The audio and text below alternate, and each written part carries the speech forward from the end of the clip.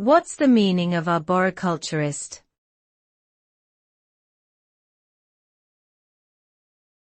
Arboriculturist.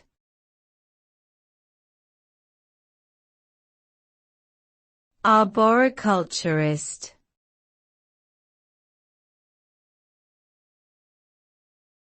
Arboriculturist.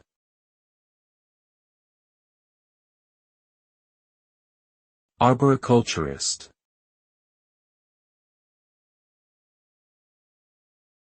An arboriculturist is a professional who specializes in the cultivation, care, and management of trees and other perennial woody plants.